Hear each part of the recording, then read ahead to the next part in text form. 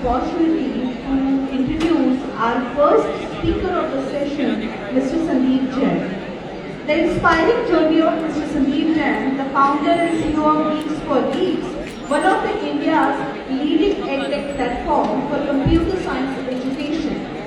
A graduate of IIT Roorkee, Sandeep began his career as software developer at EE before moving into academia as an assistant professor. It was during this time that he noticed a gap in accessible, high-quality programming resources for students. What started as a simple blog to simplify complex CS concepts has today grown up into a global learning platform with millions of users. Geeks for Geeks now offers tutorials, coding challenges, interview preparation and online courses empowering learners from all backgrounds. Under Sandeep's visionary leadership, the platform has impacted the careers of countless aspiring engineers and programmers.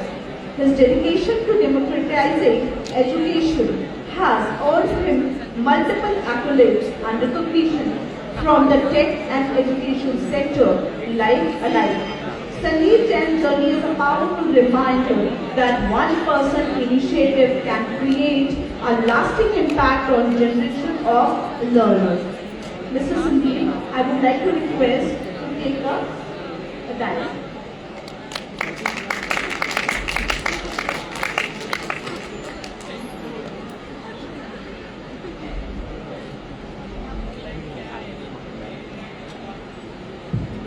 Hello.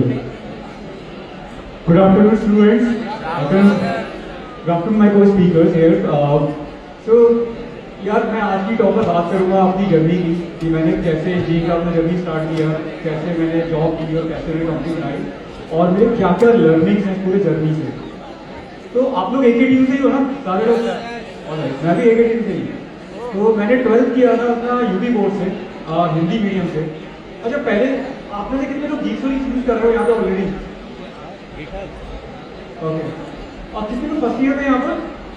First year में, second year?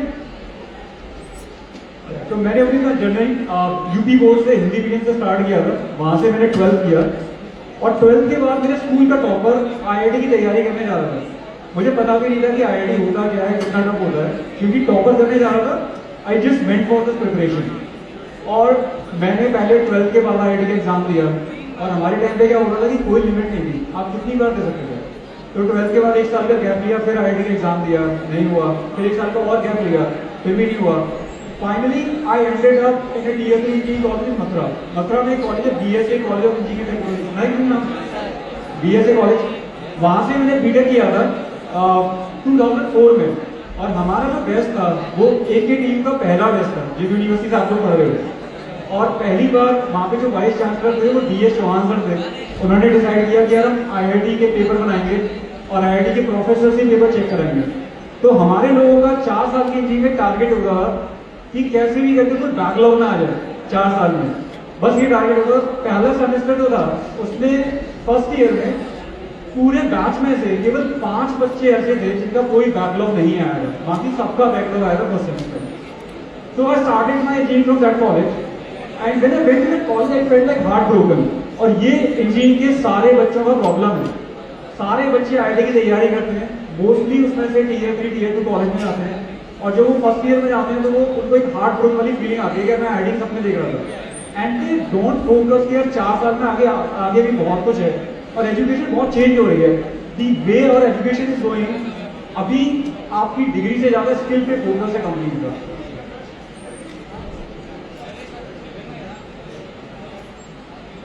क्या हुआ भाई? तो 2004 में क्या होता था कि अगर आपकी डिग्री अच्छी कॉलेज से नहीं है तो आपको कहीं कोई इंटरव्यू में कॉल भी नहीं आता था। Now these days a lot of companies are hiring online, lot of hiring challenges are happening online, lot of tier 3 college students, lot of tier 2 college students, they are getting into top tech companies and the industry is slowly shifting towards this and that shift is happening slowly over the years. Last 2020 से 25 में देखा है बहुत ज्यादा change हुआ, अपनी direction में change आ रही है। तो मैंने अपने इंजीनियरिंग कॉलेज में फर्स्ट ईयर में जाके फिर आईआईटी की तैयारी की और जब मैंने फर्स्ट ईयर में जाके आईटी की तैयारी की, मुझे लगा मैं गलत जगह आ गया, मुझे फिर आईटी करना चाहिए, and I could not crack it again. तो मैंने वहाँ से 4 साल अपना बीटेक किया, और 4 साल बीटेक करने के बाद जब हमारे कॉलेज में प्लेसमेंट की बात आई, बस बैकलॉग कोई नहीं आया 4 साल, तो उस कॉलेज में एक भी कंपनी नहीं आई थी प्लेसमेंट के लिए।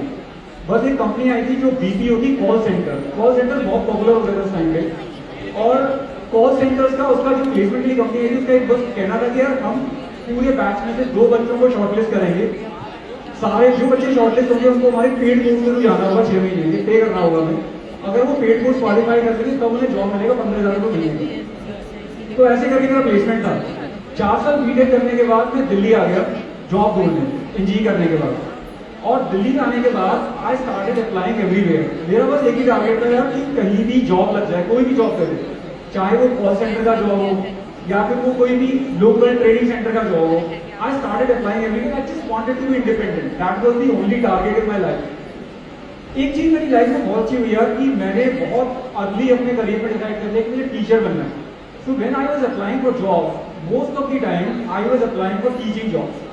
और ऐसा नहीं होता है अपने करियर में कुछ डिसाइड कर लो, आपको इमीडिएट सक्सेस मिल जाता है कि आपने डिसाइड कर लिया मुझे टीचर बनना है, आप टीचिंग के इंटरव्यू देने जाओगे या टीचिंग को स्टार्टअप करोगे, आपको इमीडिएटली सक्सेस मिल जाएगा। I appeared in a lot of teaching interviews and got rejected in a lot of teaching interviews.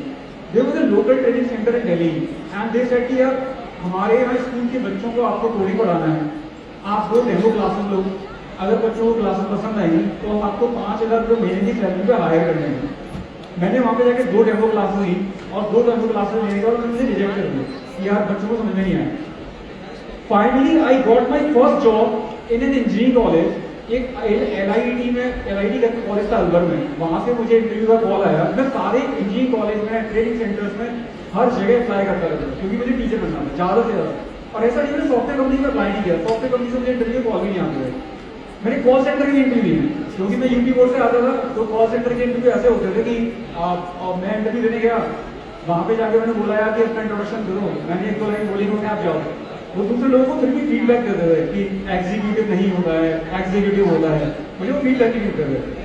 I got my first job in this college, और जिस कॉलेज में मैं इंटरव्यू देने गया वहाँ पर जिस दिन इंटरव्यू हो रहा था उस दिन बहुत बारिश हो रही थी, तो केवल 2 लोग इंटरव्यू देने आए। मेरा काफ़ी अच्छा लग था, उन्होंने पहले ऑनलाइन तो होते नहीं थे, उन्होंने दूसरे वाले बच्चे को रिजेक्ट कर दिया, मुझे सेलेक्ट कर दिया।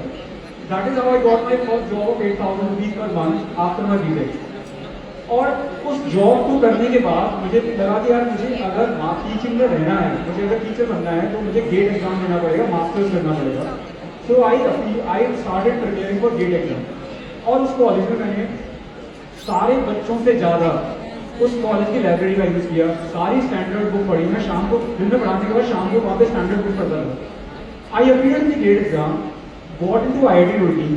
When I went to IIT Roorkee for the first semester, I felt like कि यार मैं Tier 3 कॉलेज में था, अब मैं IIT में आ गया हूँ, यहाँ पे फॉरेन यूनिवर्सिटी बड़े प्रोफेसर्स हैं, पोस्ट डॉक्स हैं, वो पढ़ा रहे हैं, मुझे रिसर्च करना चाहिए। So I started focusing a lot on academics. और फर्स्ट सेमेस्टर मेरा CGPA 9.1 आया था, 9 पे हो, एंड आई वाज लाइक मुझे अकाउंट ही करना है। सेकंड सेमेस्टर में जब मैं आया तो मैंने देखा यार मेरे जो सीनियर्स हैं they are getting place into company like Google, Microsoft, Amazon, और उनको बहुत अच्छा पैकेज मिल रहा है। Everybody is talking about them. I forward my passion of teaching, I went to them, और मैंने उनसे जाकर पूछा यार कि आपको ये जो कंपनी हायर कर रहे हैं, आपसे क्या पूछ रहे हैं, कितने राउंड ऑफ इंटरव्यूज होते हैं, क्या पूछा जाता है। And that is when I got to know about it, truth about engineering, कि यार आप इंजीनियरिंग में जो भी पढ़ रहे हो वो सबसे ज़्यादा इंपॉर्टेंट आपके प्रॉब्लम सॉल्विंग स्किल्स हैं, data structures and algorithm. All of them told me कि यार डेटा स्ट्रक्चर्स एंड एल्गोरिथम पढ़ लो, प्रॉब्लम सॉल्विंग स्किल्स अच्छे कर लो, dynamic programming, searching, sorting, reading algorithm, ज़्यादातर कंपनी वही पूछती है। And that was an eye opener for me. वो कहते हैं तुमने इतने सब्जेक्ट पढ़े, सबसे ज़्यादा इंपॉर्टेंट यही है। उसके बाद मैं अपना टीचिंग का पैशन भूल गया। आई स्टार्टेड प्रिपेयरिंग, क्योंकि सैलरी बहुत ज़्यादा थी, आई started preparing for those company interviews. मैंने अपने 3rd सेमेस्टर में, हमारे यहाँ एमटेक में प्लेसमेंट होते थे, कंपनी आते थे।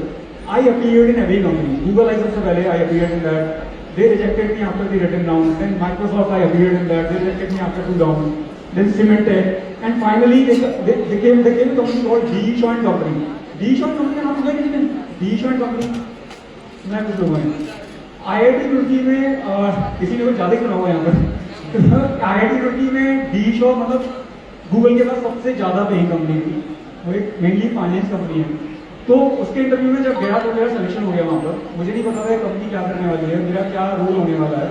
I just look at the salary number, क्योंकि मैं ऐसे एनवायरमेंट से आ रहा था जहाँ पर मुझे 5,000 रुपये महीने की जॉब के लिए स्ट्रगल हो रहा था, मेरे को रिजेक्शन मिल रहा था। I got job in to this company. पहले मंथ में तो वो लोग बहुत काम नहीं देते हैं, पहले मंथ में यूएस बेस्ड जो कंपनी होती है they give you lot of training, तो मेरी बहुत ट्रेनिंग हुई सारी टेक में। उसके बाद मेरे थोड़ा थोड़ा काम मिलना स्टार्ट हुआ, बग फिक्सेस मिलने स्टार्ट हुए। 6 महीने बाद उन्होंने मुझे प्रोजेक्ट वगैरह में स्टार्ट कर दिया इन्वॉल्व करना, और जब उन्होंने मुझे थोड़ी रिस्पॉन्सिबिलिटी देनी स्टार्ट की, प्रोजेक्ट वगैरह में इन्वॉल्व करना स्टार्ट किया, that is when I started realising कि यार मैं गलत जगह आ गया हूँ, मुझे टीचर बनना था। And that is when I started actually applying for a lot of teaching jobs. मैंने बहुत सारी टीचिंग जॉब्स में दोबारा से अप्लाई करना स्टार्ट कर दिया विद दैट जॉब। तो ये बात है 2009 की, और 2007 में जॉब मिली थी। एक्चुअली 2007 के बाद से मैंने अप्लाई करना स्टार्ट कर दिया था, 2009 को जॉब लगा था, तो 2007 के बाद मैंने अप्लाई करना स्टार्ट कर दिया। और उस टाइम पे क्या था, ना तो 6th पे कमीशन था, ना 6th पे था, ना 7th पे था। तो जितने भी इंजीनियरिंग कॉलेज से मुझे जॉब ऑफर्स आते थे, हायर हर कोई कर लेता था, क्योंकि IIT की डिग्री थी, साथ में सॉफ्टवेयर कंपनी का एक्सपीरियंस था। लेकिन वो लोग बोलते थे यार कि हम भाई सैलरी ले पाएंगे अपनी, हमारे अपने लिमिटेशंस हैं। कोई मुझे 1/3 सैलरी दे रहा था, कोई हाफ सैलरी दे रहा था। तो मैं ऐसे करके जॉब अप्लाई करता रहा, मेरे हर जगह सैलरी मिला नहीं मुझे, तो मैं उस सॉफ्टवेयर जॉब में कंटिन्यू करता रहा। मैंने उस जॉब में 2.5 साल कंटिन्यू किया। लेकिन 6 महीने बाद ही मुझे जब जॉब मिलनी नहीं मिली, तो मैंने 20 एज ए ब्लॉग स्टार्ट किया। Now here is what I would like to highlight for the entrepreneurs कि why I started these and what you guys should look for if you guys want to begin entrepreneurship. So if you look at my journey, there was one thing कि मैंने problem देखा। IIT Roorkee में second semester में जाकर मुझे पता चला कि यार बच्चों को पता ही नहीं, मतलब मैं जिस कॉलेज से आता हूँ वहाँ पर हमारी 4 साल इस चीज़ में निकल गए कि कोई बैकलॉग ना आ जाए, बस एकेडमिक। एंड एमटेक में जाके फर्स्ट सेमेस्टर में आगे नहीं किया और जब मैं सेकंड सेमेस्टर में तब जाके मुझे पता चला बच्चों को पता ही नहीं होता, और कोई भी ऑनलाइन फोरम नहीं था, प्लेटफॉर्म नहीं था जहाँ पर इंटरव्यू क्वेश्चन के सोल्यूशन सब चीज़ें डिस्कस करे जाए। फोरम बहुत सारे थे जहाँ पर बच्चे ही क्वेश्चन पूछ रहे थे, बच्चे ही आंसर कर रहे थे, और वो जो कोड लिख रहे थे ना वो ऐसे वेरिएबल नहीं होते थे, ABCD सब कुछ मेन में लिख देते थे, तो किसी को समझ नहीं आते थे कभी। डी-शॉट कंपनी में मैंने जो सीखा वो सीखा कि आप कैसे रीडेबल कोड लिखते हैं, कोड में कॉमेंट कैसे लिखने होते हैं, आपको ABCD यूज नहीं करना है, आपको फंक्शन में ब्रेक करना है, फंक्शन में प्रॉपर कॉमेंट्स लिखते हैं। So the two combination that work for me, there was a problem I saw and I felt like यार ये प्रॉब्लम को सॉल्व क्यों नहीं कर रहा है, इतनी कॉमन प्रॉब्लम है जिनके बच्चों को पता ही नहीं है। Second thing, that second combination was कि I had basic skills. The show में मैंने सीख लिया था कि कैसे अच्छा कोड लिखा जाता है। जब आप अच्छी कंपनी में काम करते हो तो आपका कोड रिव्यू होता है। So these two combinations work for me. I started publishing a lot of content and क्योंकि इस पर जैसा कुछ था ही नहीं तो उस पर अपने आप ट्रैफिक आने लग गया। मैंने कोई भी मार्केटिंग नहीं की, in fact I didn't even use my name. मैं एक सूडोनेम यूज करता था कार्तिक, क्योंकि मुझे डर लगता था यार कि मैं यहाँ जॉब कर रहा हूँ, मेरे मैनेजर को पता चला तो मेरी जॉब में चली जाए, बहुत पैसे मिलते हैं वो लोग। सो these things automatically started getting traffic with time, और पैसा भी एक भी नहीं कमाता लेकिन ट्रैफिक बढ़े जा रहा था, लोगों को वहाँ से पढ़ने में प्रॉपर स्टडी मटेरियल मिल रहा था। तो 2.5 साल जॉब करने के बाद I finally got an offer from A college for JIIT, और JIIT में मुझे सबसे अच्छी सैलरी मिल रही थी। So I joined this college and I started teaching there and I joined at a lower salary from my software job. मुझे वहाँ पर बहुत पैसे मिल रहे थे, 20 से मेरा एक भी पैसे का इनकम नहीं हो रहा था, ट्रैफिक बहुत बढ़ रहा था, लेकिन फिर भी मैंने कम सैलरी पे आके जॉब ज्वाइन कर लिया। मेरे सोशल सर्कल में जितने भी लोग थे उन सबको लगा कि यार इस बंदे को फायर करा जा रहा है जॉब से। एवरीबडी थॉट दैट वे कि I was being fired because nobody goes for a lower salary job. तो यार आप लोग बहुत बातें कर रहे हो भाई, इधर भी सुन लो, आप लोग बहुत ज़्यादा बातें कर रहे हो यार, I am not able to focus. All coordinators सामने की ओर खड़े मत रहो, जो बातें कर रहे हैं उनके बीच में हो जाओ, और जिनको नहीं सुनना है they can leave, please feel free to leave. तो I joined this college as a teacher, और मेरे सोशल सर्कल में यार लोगों को लगा कि आई एम बीइंग फायर्ड, क्योंकि कम सैलरी में कोई नहीं जाता, स्पेशली जब शादी हो जाए, बच्चे हो जाए। तो I was like under a lot of pressure from a lot of people, and there was a moment in my life that I thought कि यार मुझे वापस से सॉफ्टवेयर कंपनी में चले जाना चाहिए। And I started applying to a lot of software jobs where, लेकिन फॉर्चुनेटली मुझे किसी कंपनी से फिर से सिलेक्शन नहीं हुआ, तो I have to stick with the teaching job. तो मैंने उस टीचिंग जॉब के साथ अपना 20 में वर्क करना स्टार्ट किया। एक टाइम था मेरी लाइफ में जब मैं अपनी कम सैलरी पे आ गया, 15,000 से मैं 5,000 रुपये सर्वर का पे कर रहा था monthly, and 20 was not making any money, but I kept working on this, and after 3-4 years in the job, I started putting ads on Leads. और मैंने पहला जब ऐड डाला तो पहला जो रेवेन्यू आया है वो बहुत कम था, तो it was only 5,000 rupees revenue from the add. और मेरे आसपास के लोगों ने बोला यार कि तुमको इतने साल हो गए हैं, तुम कम सैलरी पे आ गए हो और तुम्हारे घर 5,000 का रेवेन्यू हुआ है, आगे क्या? But I was very happy guys कि मेरा कुछ तो रेवेन्यू आया है, I work harder and I start getting more revenue. So I kept working harder on these और 2-3 साल में मेरा रेवेन्यू 5,000 से मेरी सैलरी का भी डबल हो गया। And that is when in 2015 I started doing these full time. मैं 2015 से 2025 तक दीस फुल टाइम कर रहा हूँ। I totally enjoyed my journey. There are 2 learnings that I share in this session. There is one learning which I would like to share with you guys. कि यार अगर आप मेरी पूरी जर्नी देखो तो मेरी जर्नी में बस एक चीज़ मुझे दिखती है कि you don't have to be the best. आप जरूरी है कि सबसे अच्छे अकेडमिक्स में हो, आप टॉपर हो, आप कोडिंग में बहुत सुपरस्टार हो. You just have to keep doing something for many years. I kept doing these for 5.5 years without even a single rupees of revenue, and I went even for a lower salary. Even after that, when I got my first check of 5,000 rupees, I kept working harder and harder. और मैं 15-16 साल से कर रहा हूँ. That is the only thing that worked for me. I was never the best in sports, never the best in academics, never the best in coding also. But I just kept doing something for many years. And if you are somebody who is an entrepreneur, want to be an entrepreneur, you need to understand this. Entrepreneurship is not something where you will get quick success. It's a game that has to be played like a test match. That has to be played like a test match, and there you have to have patience like a test match, and you need to play like 2020. You need to work really hard day by day, but results will take many years to come. The second learning and the last learning I would like to share कि यार जब आप engineering college में होते हो ना, तो बहुत सारे बच्चे बहुत अच्छा कर रहे होते हैं एंड आपको बहुत थोड़ा स्ट्रेस फील होने लग जाता है यार ये तो होगा ही नहीं. ऐसा नहीं होता है. Many of us fall into this trap of comparison. We start comparing ourselves with the others. I would say that do your comparison with yourself more. Do comparison day by day basis. Try to make sure that you are getting better at what you are doing on daily basis, and that will work in the long run. That is all from my side, guys. Thank you for listening. Thank you everybody. Thank you.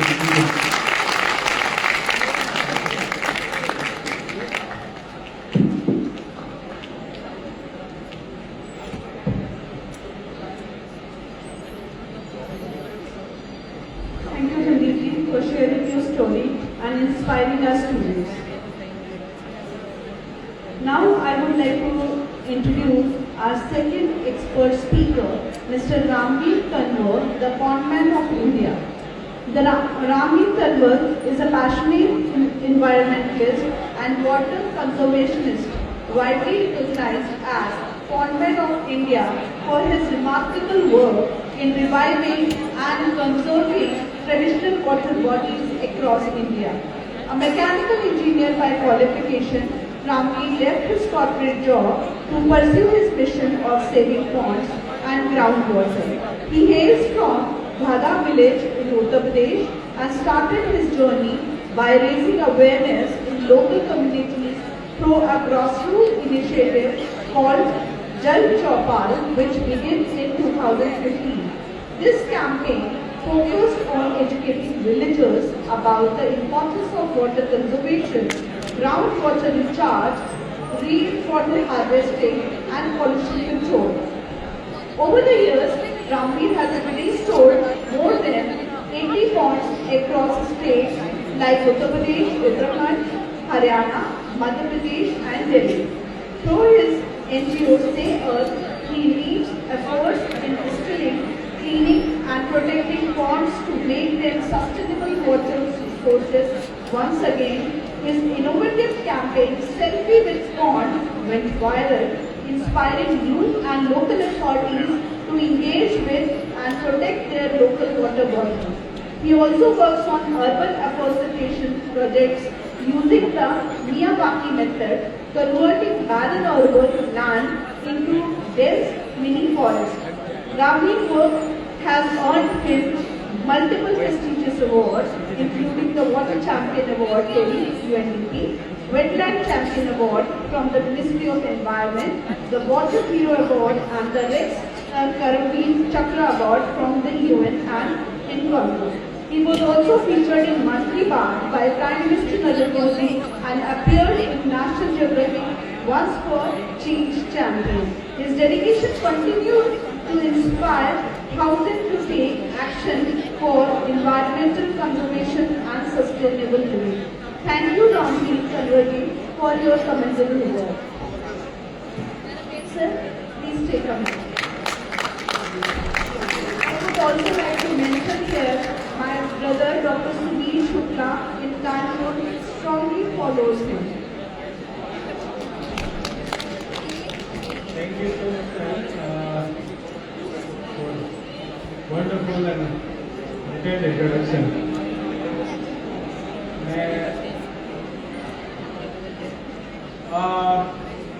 Good afternoon to all of you.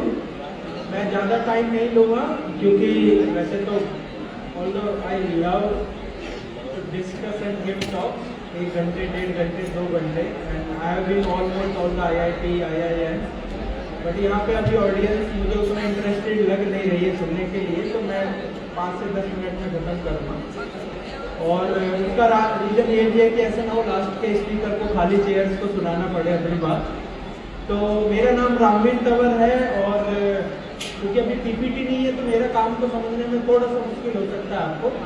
But जब भी हम कोई startup करते हैं तो देखिए startup 2 category में है, ये नॉर्मल स्टार्टअप और एक सोशल एंटरप्रेन्योरशिप जिसको हम कहते हैं. तो सोशल एंटरप्रेन्योरशिप की कैटेगरी में क्या है, आप कुछ नया भी कर रहे हैं प्लस जिससे समाज का भी भला हो रहा है. तो ये मैं वैसे इंजीनियरिंग की है मैकेनिकल से, आपके पास में एक कॉलेज है KCC, तो KCC से मैकेनिकल इंजीनियरिंग की थी 2014 में. 2014 का पास आउट हूँ मैं. उसके बाद MNC में जॉब की है, central pollution control board ministry of environment में रहा हूँ. उसके बाद सब छोड़ छाड़ कर ये शुरू किया. और नाउ अगर आप कभी आपके सबके हाथ में फ़ोन रहता है, अगर आप वर्ड यूज लिखेंगे कभी भी गूगल करेंगे इंटरनेट पे POND पॉन्डमैन, मैं स्पेलिंग इसलिए बता रहा हूँ क्योंकि स्पेलिंग उधर इधर हो गई तो पॉन्डमैन हो जाएगा वो. तो इट इज़ पॉन्डमैन, आप सर्च करेंगे तो आपको सारे प्रोजेक्ट्स आ जाएंगे. और हमने शुरू एक गांव से किया. अच्छा, मैं जहाँ पे भी एंटरप्रेन्योरशिप की बात होता हूँ मैं एक ही बात कहता हूँ, देखिए आपको क्या नया करना है वो सबसे पहले आप देखिए कि आपके नियरेस्ट कौन सी प्रॉब्लम है. आप घर से लेके कॉलेज तक जब आते हैं तो कौन कौन से इश्यूज आपको दिखाई देते हैं. तो मुझे जो इशू दिखाई दिया, मेरे गांव का तालाब जिससे मैं स्विमिंग करना सीखा हूँ, मेरे गांव की नहर जिसमें मैं नहाना सीखा हूँ, जिसमें मैं अपनी भैंसों को नहलाने ले जाता था. यहीं गौतम बुद्ध नगर का एक गाँव है. मुझे सबसे बड़ी प्रॉब्लम वो दिखाई दी कि आप पहले नहाते थे, इसमें तो अभी सड़ा हुआ पानी है, ये तो अभी लैंडफिल साइट बन गया. तो यहाँ से शुरू करते हैं, इसमें कुछ सोशल एंटरप्रेन्योरशिप करते हैं. वो एक तालाब किया, 2 किए, 3 किए. Now we have presence in 9 states. लाइक government media of 10 countries have covered us, featured us, our initiative. Prime Minister Modi ji, President of India, governors, मुख्यमंत्री कई स्टेट्स के भी हैं, they have appreciated us and praised us. और हमारे अभी हम पहले शुरू किया था कंट्रीब्यूशन से, but now we have more than 60 multinational companies जो हमारे पार्टनर्स हैं, जो हमें फंडिंग करती है.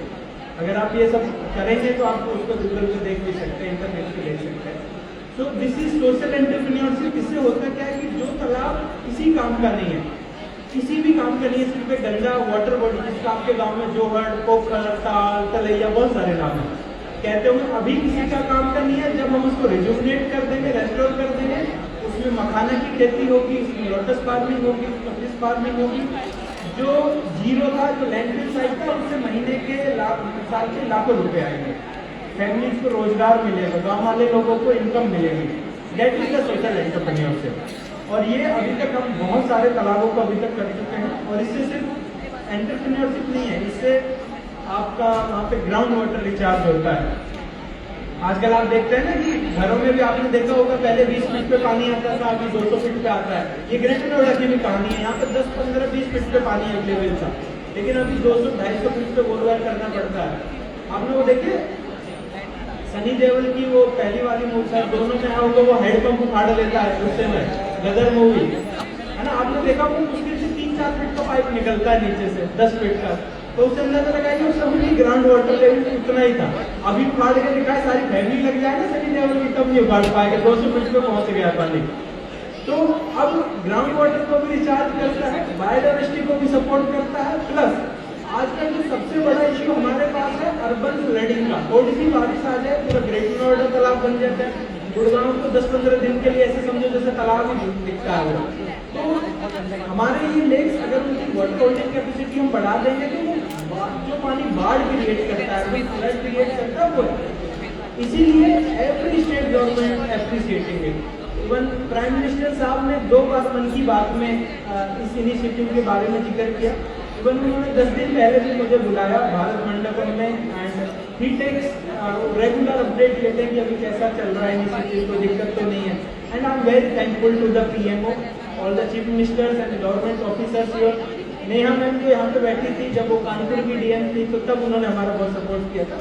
सो I am working as an advisor to the many IAS officer. I am the advisor to the Raipur Municipal Corporation, Chhattisgarh. I am brand ambassador for Swachh Bharat Mission in Ghaziabad, and I am very like वो छोटे छोटे काम हम करते रहते हैं। But ये सारी टीम है, मैं खुद यहाँ से बीटेक किया, बट अभी मेरी टीम में लगभग 4 PhD होल्डर्स हैं, 5 IITians हैं, और ये सारे लोग हैं जो कभी, मैं इसलिए कह रहा हूँ आपको निराश होने की जरूरत नहीं है अगर किसी का IIT क्लियर नहीं है। हो सकता है आपको IIT में चीफ गेस्ट बुलाया जाता हो, है ना, एक दिन आपको जरूर बुलाया जाएगा। तो इसलिए निराश नहीं होना कि आपको, मैं खुद बहुत सारे IIT में चीफ गेस्ट हूँ, लेकिन मैं जब, मेरी एक आदत है, मैं हर साल जब भी 31 दिसंबर की रात को एक विश लिस्ट हमेशा लिखता हूँ, हर साल लिखता हूँ कि क्या होना है, क्या लिखना है। मैं 2014-15 की अपनी विश लिस्ट अभी कुछ दिन पहले उठा के डायरी को पढ़ रहा था, तो उसमें एक था कि लाइफ में एक बार लाइफ में जरूर बैठना है ना, एक बार IIT का क्लासरूम जरूर देखना है कैसा होता है, कैसे लोग वहाँ पे पढ़ते होंगे। ये सारी मेरी विश लिस्ट थी। बट मुझे, क्योंकि वो कहते हैं ना, हो सकता है अभी यहाँ पे भगवान का कुछ ना कुछ आपका अलग ही प्लान होता है आपके लिए। मैं क्लासरूम जरूर देखा IIT का, but as a chief guest देखा। और अब वो सारे फ्लाइट्स ऑटो की तरह हैं, यहाँ से वहाँ, वहाँ से यहाँ। मैं महीने के कम से कम 15 दिन करता हूँ बहुत सारे स्टेट्स और कंट्रीज। तो थैंक यू सो मच मुझे बुलाने के लिए। मैं सबसे ज़्यादा लिंक्डइन पे एक्टिव हूँ, और मैं, यदि आप जॉब या बिजनेस किसी भी फील्ड में जाना चाहते हैं तो आपके लिए सबसे बेस्ट प्लेटफॉर्म है लिंक्डइन। मेरा 90% बिजनेस वहाँ से आता है। आई एम वेरी थैंकफुल, मैं आपको ओपनली आपको बताता हूँ। तो आपका अगर अभी तक अकाउंट नहीं है तो प्लीज़ आपको जरूर बना लेना चाहिए, क्योंकि वहाँ पे ये बहुत बकवास चीज़ें नहीं होती हैं जो इंस्टा फेसबुक पे होती है। आपको वहाँ पे लिंक्डइन पे सीरियस कंटेंट मिलेगा, प्लस आपको पता रहेगा कि ये बंदा उस कंपनी का CEO है, ये डायरेक्टर है, ये प्रोजेक्ट मैनेजर, वहाँ पर उनकी डेजिग्नेशन लिखी होती है। आप कांटेक्ट कर सकते हैं, आप हेल्प ले सकते हैं कि सर ये मैं एक स्टार्टअप करना चाह रहा हूँ, या मेरे कॉलेज में ये प्रोजेक्ट है, आपने उसका हिस्ट्री लिखा होगा, आपने भी किया था तो मुझे हेल्प करें। बहुत सारे लोग हेल्प करते हैं, मैं खुद बहुत सारे लोगों की हेल्प करता हूँ, और मैंने करीबन 20 से 25 लोगों की अभी तक NGO ये रजिस्टर कराया है जो अपने अपने फील्ड में बहुत अच्छे कर रहे हैं। तो मुझे एक बार एक्सपीरियंस मिल गया, तो मेरा काम है कि दूसरे लोगों को बताना जो भी स्ट्रगल कर रहे हैं। तो आप वहाँ से बहुत सारे लोगों से सपोर्ट कर सकते हैं। आप यूट्यूब पे या लिंक्डइन पे, इंस्टा पे, जैसे भी आप हमें कॉन्टैक्ट लिखेंगे तो सब आ जाएगा। You can follow and contact me, I am 24/7 available for you. Thank you so much again.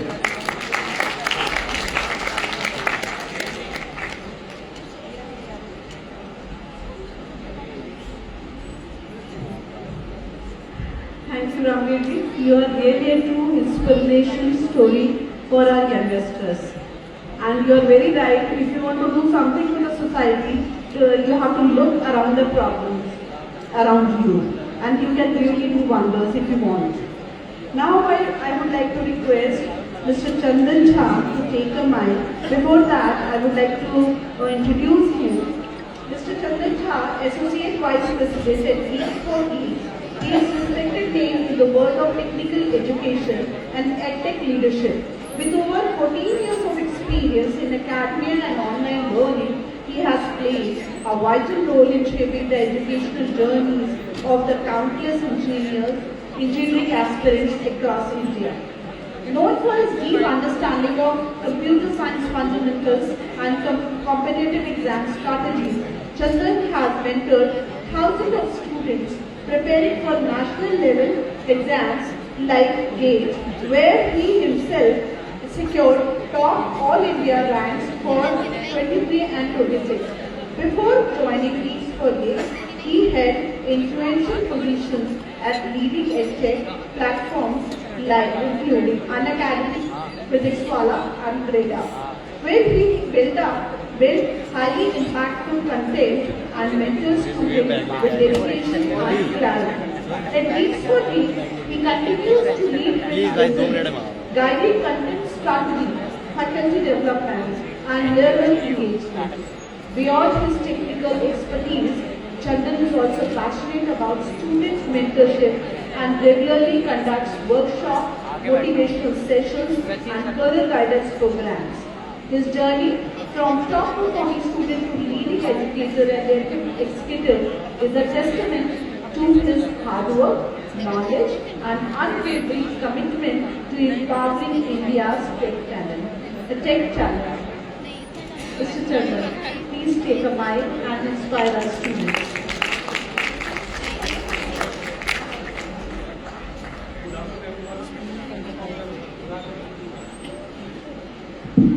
Good afternoon everyone. Voice सारी क्लियर है सबको? नहीं तो आधे लोग तो चल बसे हैं। जब आए थे एकदम फुल एनर्जेटिक, धीरे धीरे ऐसा होता है, नेचुरल है, राइट। अच्छा, मैं सिर्फ 10 to 15 मिनट्स लूंगा और I will share with my journey. मैं अपनी लाइफ की जर्नी के बारे में कोई डिस्कशन करूंगा। हो सकता है आप में से कुछ लोगों को कुछ डायरेक्शन मिले फ्यूचर को लेकर, राइट। सबसे पहले आप में से कितने लोग ऐसे हैं जिनके बैक आई हुई कॉलेज के अंदर? बैक केटी फैन 1 2 3 4 5। अरे ये तो पूरा झुंडी बैक वाले हैं। और किसी के? अच्छा, कितनी बैक आई है बेटा आपके? 2 5 कौन था? 5, बहुत बढ़िया, 5 बहुत। और किसी के? 4। अच्छा, मेरे बैक नहीं आती थी, मेरे बैक्स आते थे। मेरे टोटल बीटेक में 16 बैक आई है।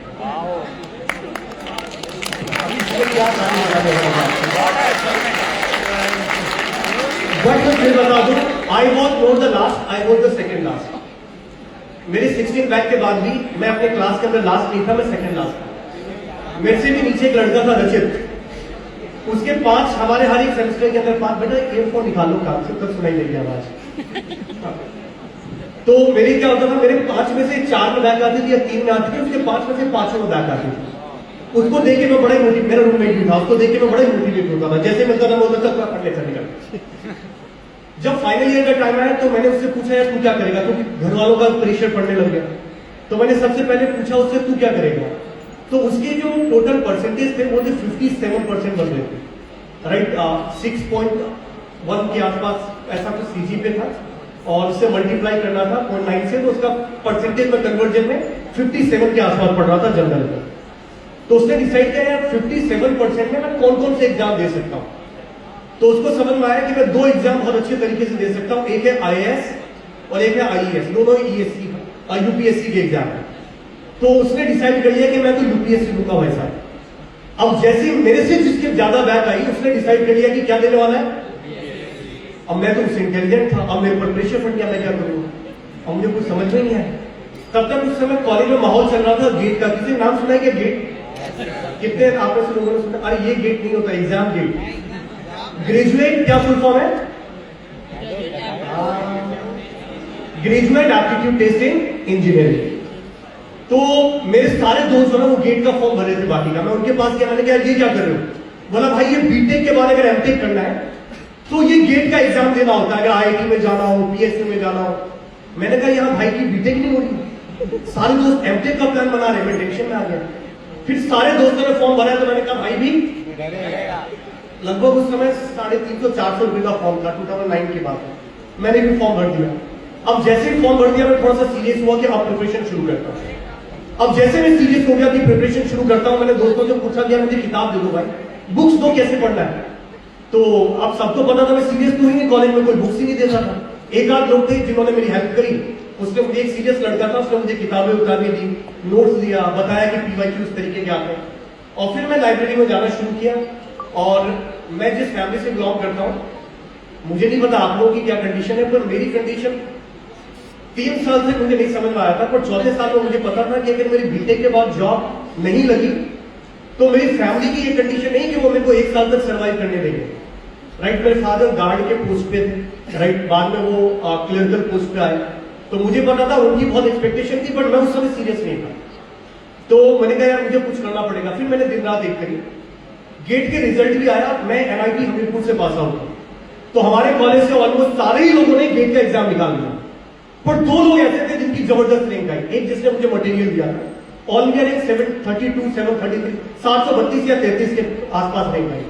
और एक इस साल मेरी रैंक आई थी ऑल इंडिया रैंक 23।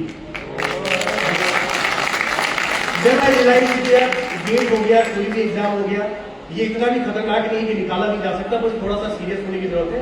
और एक जो मेरे से लास्ट था ना, रजित, जिसको क्या करना था, कॉलेज के साथ दिया उसने, कॉलेज के साथ उसका नहीं हुआ, फिर 1 साल ड्रॉप करने के लिए दिल्ली आया। Right now he is an IPS officer. तो लाइफ में एवरीथिंग पॉसिबल। जो 16 बैक का बच्चा है, उसके बाद कॉलेज में कंपनी आई, I placed into the Samsung, I work over there as in R&D। After that I left the job. मुझे लगा यार सैमसंग में क्या कोडिंग करा रहे, फालतू का नहीं करना ये सब, कुछ और काम करूंगा। Then I join KEI cables and wires नाम एक कंपनी है। Then I join. बाद में मुझे पता चला यार मैं इसके लिए भी नहीं बनाऊं, मैं छोड़ के घर चला गया। जैसे घर चला गया, पापा ने बोला आप क्या करेगा। पापा को मैंने बोला यार पापा अभी तो आया हूं, डिसाइड तो करने में। फिर मैंने वहां पर एक कॉलेज था, उस कॉलेज के अंदर ज्वाइन किया, प्राइवेट कॉलेज था, एज ए लैब असिस्टेंट, क्योंकि उस समय मेरी MTech कंप्लीट नहीं हुई थी। घर वालों ने सबने घोषित कर दिया कि लड़का पागल हो गया, R&D की जॉब छोड़ रहा है, सैमसंग की जॉब छोड़ रहा है, 12-13 लाख के पैकेज को छोड़कर यहाँ पर वो 15-16 हजार की नौकरी कर रहा पर मंथ की, लड़का पागल हो गया। पर लगभग 4 महीने मैंने उस कॉलेज में काम किया। After that I cracked the one exam that is called ISRO, ISRO नाम सुना है? How many of you? I cracked those exams with the AIR3. I work over there as a scientist in Thiruvananthapuram for 1.5 years. तो आप में से अगर कोई game के रिलेटेड में कोई स्टूडेंट होगा तो शायद वो अवेयर होगा मुझसे, अदरवाइज तो नहीं। अच्छा पीछे है, बहुत बढ़िया। लाइफ में मेरे कहने का मतलब बस इतनी सी चीज है यार, दुनिया में जो भी चाहोगे वो चीज आप अचीव कर सकते हो। और सबसे मोस्ट इंपोर्टेंट चीज है पहले अपने ऊपर, खुद के ऊपर कॉन्फिडेंस होना चाहिए। Is it clear? और ज्यादा नहीं टाइम होगा, क्योंकि आधे लोग तो वैसे ही चल बसे हैं, फिर भी थोड़े से जग रहे हैं। लेकिन मैं अपनी खुद की रियल स्टोरी सुनाऊंगा, कैसे अपने लाइफ में मैंने कैसे कॉन्फिडेंस आया कि मैंने सैमसंग की जॉब को क्विट कर दिया, जबकि फैमिली की कंडीशन बहुत ज्यादा बुरी थी। कैसे मैंने KEI केबल्स की बात को जॉब छोड़ दिया, और after that how I left the ISRO job and came into the teaching. इन सब के लिए मेरे लाइफ में बहुत टर्निंग पॉइंट वाली की स्टोरी है, जो मैं आपसे सुनाऊंगा। शायद आप लोगों को काफी कुछ सुनने को मिलेगा, उससे थोड़ा सा मोटिवेशन मिलेगा। मैं जब कॉलेज के अंदर आपको बताया था कितनी बैग थी मेरी, कितनी बैग थी, सुनाई कब देता है, कितनी बैग थी? एक बार जोर से बोलो। जोर से क्या बोला जाता है? जय माता। तो क्या बोल रहे हो? एक बार जोर से बोलो। बहुत बढ़िया, भक्ति का माहौल में शुरू हो रहा है। तो मेरे कॉलेज के अंदर क्या हुआ, मैं फर्स्ट ईयर में ही मोह माया में पड़ गया था। और जब आदमी मोह माया में होता है तो उसकी बैक तो लगती है, साथ में फाइनेंशियली बहुत ज्यादा दिक्कत होती है। मेरी गर्लफ्रेंड जो थी वो दिल्ली से थी। तुम बेचारे क्यों हंस, तुम तो खुद सिंगल लग रहे हो। अब मेरे साथ क्या दिक्कत है, मोबाइल में था, बैक आ गई तो, और मेरे साथ बैक के साथ साथ उधारी भी दोस्तों की हो गई। लगभग 20,000 की उधारी हो चुकी थी मेरे दोस्तों से। किसी दोस्त से 2,000 लिया था, किसी दोस्त से 3,000 लिया था, और लगभग 20,000 की उधारी बात है। अब क्या हुआ, जब मैं फाइनल ईयर ही चल रहा था, गेट के पेपर से पहले की बात बता रहा हूं। अब मेरे दोस्त अच्छे से मानते नहीं थे, पर मैं भी तो खुददार था, पैसा लिया हूं तो पैसा, पर खुददारी अपनी जगह है और असलियत अपनी जगह। पैसे तो घर से 1,000 1,500 यही आता था। तो मैंने कहा यार पैसे दूं कैसे, कुछ समझ में नहीं आ रहा है।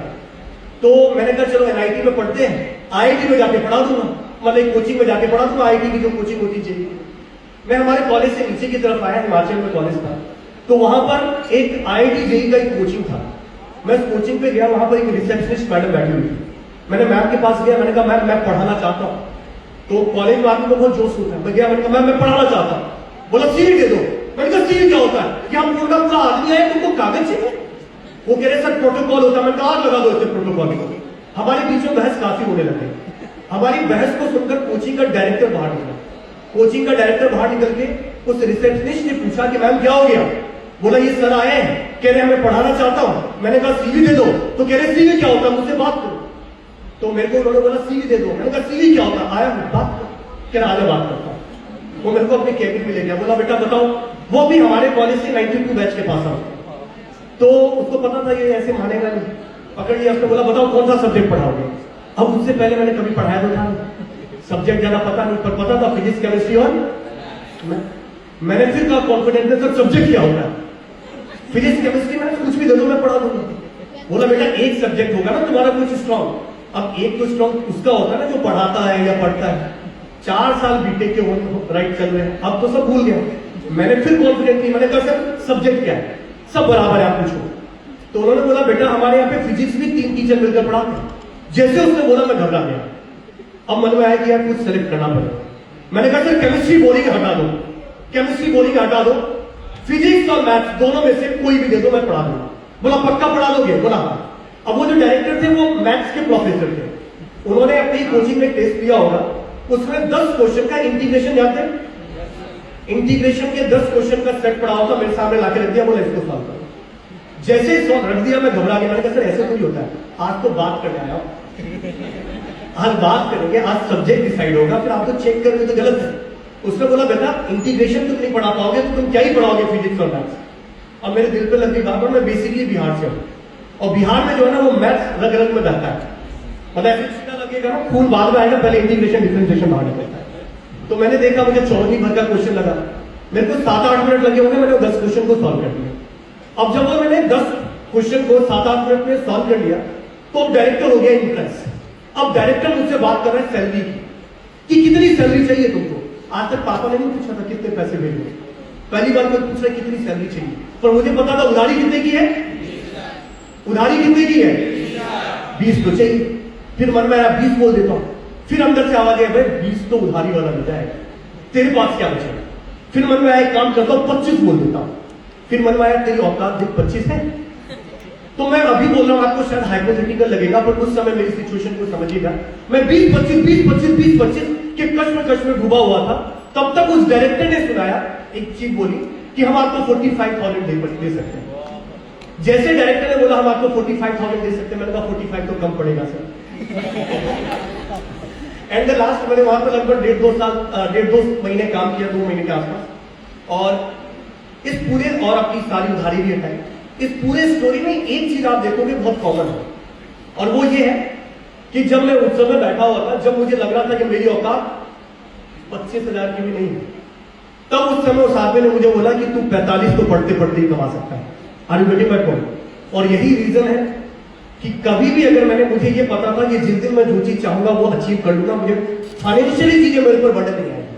और इसी वजह से शायद बड़े बड़े पैकेज को भी छोड़ा, बहुत सारी कंपनी को छोड़ा, पर मुझे कभी ऐसा नहीं लगा कि यार ये मैं गलत कर रहा हूं कि क्या कर रहा हूं। जब मैं कंपनी छोड़ रहा था तो घर वाले कह रहे थे पागल है, पर मुझे पता था कि मुझे किस चीज को अचीव करना है। Is it clear?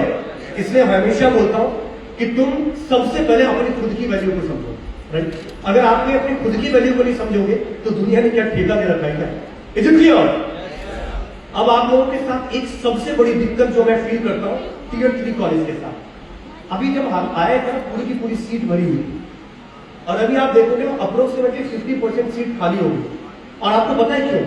ये एक्चुअल सिचुएशन आपकी नहीं है, ये एक्चुअल सिचुएशन मार्केट की है। आप लोग अभी निकल रहे हो ना, दुनिया में आग लगा दूंगा, सब कोई माचिस को लाइट कर देगा बस। यही लोग जब बीटेक से पास आउट होते हैं, बिलीव नहीं, संदीप सर की तो बात अभी आप लोग अजीब सुन रहे थे, शायद आप लोग अभी पास आउट जब हो जाओगे ना, आप उससे मिल भी नहीं पाओगे, राइट? जो आपसे अपने पर्सनल एक्सपीरियंस को शेयर करने की कोशिश कर रहे हैं। आप जैसे लोग जो कॉलेज के अंदर लगता था जिसको कि दुनिया में आग लगा दूंगा, वो कॉलेज के बाद यू डोंट बिलीव, आप बिलीव नहीं करोगे, 15,000 की नौकरी को करने के लिए तैयार होते हैं, that is the post of SME, और वहां से भी रिजेक्ट हो जाता है। Are you getting my point? आप ही जैसे, क्योंकि कॉलेज में जब उनको करना था तब तो उनको पता नहीं चलता है, राइट? और दूसरी चीज, अगर फैमिली कंडीशन बहुत ही स्ट्रॉन्ग है, मैं कह रहा हूं आग लगा दो दुनिया, ये सीट विट जला के फेंक दो, पर तुम्हारी फैमिली कंडीशन अगर सपोर्ट नहीं करती, यू हैव टू थिंक अगर तुम नहीं सोच रहे हो तो तुम्हारे पेरेंट्स जरूर पता है तुमको यार कितनी फीस दे रहे हैं यहाँ पर बैठ के। इंजीनियरिंग में पहली बार बोला ना, मैम ने भी शायद पूछा था कितने लोग हैं आप में से कि जो इस कॉलेज को ज्वाइन कर रहे हैं, करना चाहते थे, आप में से किसी ने हाथ नहीं खड़ा किया। तो मुझे एक चीज बताओ, जब तुमने नहीं किया, तुमको नहीं आना था यहां पर, तो क्यों आए थे? आईआईटी क्रैक कर लेते। अरे किसी ने तो किया है ना। तो सबसे पहले तुम अपनी वैल्यू तो समझो। नहीं कर पा रहे सर, अब मुझे मेहनत करने की जरूरत है। जब कोई आके तुमको बताता है कि तुमको और मेहनत करने की जरूरत है, तब भी आपस में ले करने होते हैं। और फिर कहते हैं सर जॉब क्यों नहीं लग रही। टीयर 3 में हैदराबाद गया था, एक टीयर 3 कॉलेज की एक बच्ची थी, नाम मैं भूल गया, गूगल के अंदर जॉब था। शॉक यार, गूगल में जनरली हम ये फील करते हैं तो आईआईटी में अपॉर्चुनिटी बहुत आसान मिलती है। मैंने उससे पूछा, बोला सर अगर कॉलेज में भी हमने स्किल सही तरीके से डेवलप किया, हम ऑफ कैंपस या फिर कोई लाइसेंसिंग हो हमारी या फिर कोई रेफरल हो, उस प्रोग्राम से हो जाता है। और मुझे आप में से नहीं पता कि इसका लिंक्डइन की बात करते कितने लोगों ने प्रोफेशनल अपना लिंक्डइन का प्रोफाइल भी बना रखा हो। Are you getting my point? और आप लोग कितने सीरियस है? चाहो तो मैं एक गेम खेलना चाहोगे? और एक गेम खेलोगे? सुनाई नहीं दे रहा है? गेम खेलोगे? गेम से पहले मुझे आपका आईक्यू लेवल चेक करना। भाई मैं भी साइंटिस्ट ले चुका हूं, तो मुझे आपका आईक्यू लेवल चेक करना पड़ेगा। अगर मुझे आईक्यू लेवल ठीक लगेगा तो ही गेम खेलेगा, नहीं तो गेम नहीं खेलेगा। और फिर से मैं बता दूं, ये तुम्हारी लाइफ है, तुमको जो करना है करो। ना मुझे यहाँ पर आए हुआ ही, ना आपके प्रोफेसर, ना कॉलेज, किसी को कोई फर्क नहीं पड़ता। इस कॉलेज को 50-100 बच्चे मिल जाएंगे जिनकी ठीक ठाक प्लेसमेंट हो जाएगी, छाप देंगे, कोई फर्क नहीं पड़ेगा। Are you getting my point? तुम्हारी जॉब नहीं लगेगी, तुम्हारी रिस्पॉन्सिबिलिटी सीवी बनाकर मार्केट में भटकते रहोगे एक जगह से दूसरी जगह, कोई सीवी को नहीं पूछने वाला। Is it clear? अभी का टाइम है जब कॉलेज में बैठे हो, अपनी स्किल पे काम करो, अपनी स्किल को और डेवलप करो, नए नए लैंग्वेज को सीखो, प्रॉब्लम को सॉल्व करो, बग को रिमूव करने की कोशिश करो, कोड्स लिखो। यार ये सब चीजें करने की काम होती है, राइट? एक छोटा सा गेम खेलते पर उससे पहले आईक्यू लेवल चेक करता हूं। स्टार्ट करें? और स्टार्ट करें। Where is your hand? Hand इधर नहीं बेटा, इधर हैंड इधर छोटा नहीं। पार्टिसिपेशन सबका बेटा तुम्हारा, तुम अभी भी नहीं बैठे। हैंड, फोरहेड, नोज, चिक्स, चिन, हिंदी मीडियम, चिन, दाढ़ी, फिंगर्स, रिस्ट, बेहतरीन आईक्यू लेवल है आपका। मेरी एक छोटी भतीजी है, वो जब भी मेरे रूम में आती है मैं वही पूछता हूं, बताओ मेरी जो टिप बताती, फोरहेड बताती है, वही मैं आपका भी चेक करता। आईक्यू लेवल तो आपका ठीक है, पता नहीं सीरियस क्यों हो रहा है।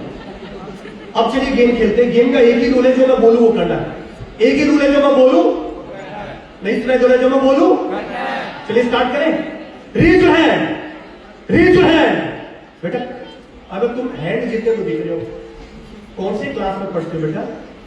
ये इंजीनियरिंग वाले तो नहीं हो सकते, ये स्कूल के बच्चों को बैठा रखा था यहाँ पे जनसंख्या दिखाने के लिए।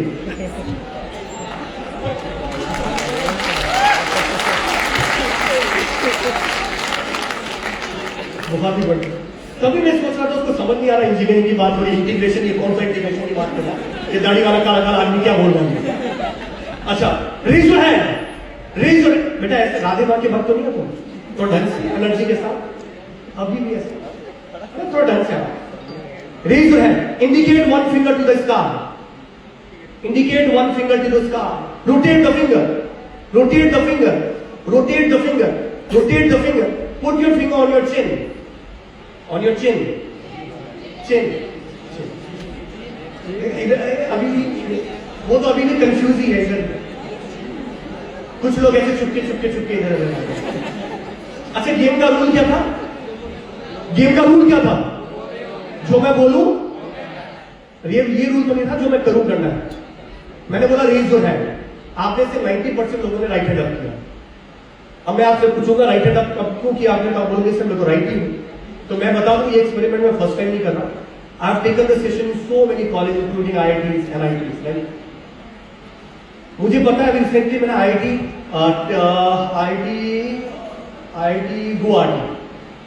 गुवाहाटी के अंदर एक टेक्निकल फेस्ट था अराउंड 5-6 मंथ बैक। मैंने वहां पे सेशन किया। मुझे पता था वहां के बच्चे शाणे हैं, तो वहां मैंने क्या किया, राइट हैंड अप किया, फिर छुपा के लेफ्ट किया। तो वहां पे बच्चे छुपा के लेफ्ट कर रहे हैं, फिर राइट लेफ्ट राइट। उनको लग रहा है योगा क्लासेस चल रही है। 2 मिनट तक राइट लेफ्ट करते हैं। आप लोगों ने राइट हैंड अप इसलिए किया क्योंकि आप लोग राइट ही देखते हैं, क्योंकि आपके सामने जनरली प्रोजेक्टेड था राइट हैंड। जनरली आप वही काम करने की कोशिश करते हैं जो प्रोजेक्टेड होता है। अब प्रोजेक्टेड में क्या होता है, हम अगल बगल से पूछते हैं, दोस्तों से पूछते हैं तू क्या करेगा? आपका दोस्त भी कुछ नहीं कर रहा, आप भी उसी को देख के क्या ही करना है। Are you getting my point? Life में अगर जिंदगी में कुछ सफल होना है तो सबसे पहले प्रोजेक्टेड चीजों से बाहर निकलो। सबसे पहले ये पूछो अपने आप से कि तुमको क्या करना है। दूसरी चीज मैंने क्या बोला, indicate one finger to the sky, बोला था ना, अरे बोला था ना, आप में से सबने ऑलमोस्ट यही फिंगर इंडिकेट किया था। क्यों? ये भी तो कर सकते थे, पर कितना अजीब सा लग रहा है। जनरली हम अजीब सा काम नहीं करते। हम ये भी तो कर सकते थे, पर कितनी मुश्किल हो रही है। हम मुश्किल काम भी नहीं करते। कुछ फिंगर को सोशली दिखाया नहीं जा सकता था, हम वो भी काम नहीं कर सकते जो सोशली नहीं हो एक्सेप्टेबल। तो हमने ये फिंगर इंडिकेट किया क्योंकि इस फिंगर को इंडिकेट करना आसान था। जनरली आप वही काम करने की कोशिश करते हो जो आसान है। पढ़ाई कर रहे हो, दोस्तों बोला पिक्चर देखते, किताबें सब बंद, क्यों? क्योंकि आसान है। पढ़ाई कर रहे हैं, दोस्तों ने बोला चलिए यार घूम के आते, किताबें सब बाहर, आसान है। Are you getting my point? एक और इस फिंगर का बहुत बड़ा रोल है, अपनी गलती छुपाने और दूसरों की गलती। कॉलेज से प्लेसमेंट नहीं हुआ, क्यों नहीं हुआ? कॉलेज बेकार था। कॉलेज का मैंने फिर बोला कि ये कॉलेज तुमने चूज किया कि कॉलेज ने तुमको चूज किया? Are you getting my point? तो सबसे पहले किसी पर फिंगर उठाने से पहले खुद के ऊपर तो देखो कि तुम क्या कर रहे हो। दूसरी चीज, उसके बाद आप बोलोगे नहीं सर मैं तो जीनियस था सर, मैं जीनियस हूं सर, पूरी दुनिया पागल बना रही है मेरे को सर। तो मैं आपको बता दूं आप कितने बड़े जीनियस थे, मैं आपको बता दूं। मैंने आपको क्या बोला? रोटेट द फिंगर बोला था ना? अरे बोला था ना rotate the finger. Everybody is rotating the finger, जबकि हमको पता होना चाहिए we are not able to rotate this finger. If you want to rotate this finger, cut this finger, put this finger in this hand and now you are able to rotate it. Because the rotation will be done on the same axis, it is the revolution जो आप कर रहे थे। 5वीं class के NCERT में लिखा हुआ। हेलो इंजीनियर, 5वीं क्लास सनमून वाला चैप्टर था ना, उसमें लिखा हुआ what is the difference between the rotation and revolution. अब पता चला क्यों बैठे हैं यहां पर? अरे ये तो छोड़ो, मैंने बोला put your finger on your चिन। आधे लोगों ने आधे से ज्यादा लोगों ने यहां रखा, फिर देखा चुपके से यहां लिखा। थोड़ी देर पहले पूछा था वेरी योर चिन, यहां बता दो। आपस में बात करके पागल हो गया, चिन पूछ रहा है ये ना। लाइफ में मैं फिर से बता रहा हूं, खुद किसी की मत सुनो, अपने पेरेंट्स की सुनो और अपनी असलियत को जानो। जब तक तुम असलियत को नहीं जानोगे जब तक तुम सफल नहीं होगे। अरे जाते जाते 2 लाइनें अर्ज कर देता हूं, और ये मेरी बहुत फेवरेट लाइनें बता देता हूं, क्योंकि अभी डिसीजन नहीं लोगे ना कभी ले भी नहीं पाओगे। तो ये मेरी फेवरेट लाइन है कि हो गई है पीर पर्वत से पिघलनी चाहिए, हो गई है पीर पर्वत से पिघलनी चाहिए, इस हिमालय से कोई गंगा निकलनी चाहिए। एक डिसीजन जरूर लेना है, राइट? तो हो गई है पीर पर्वत से पिघलनी चाहिए, इस हिमालय से कोई गंगा निकलनी चाहिए। आज यह दीवार पर्दों की तरह हिलने लगी, आज यह दीवार पर्दों की तरह हिलने लगी।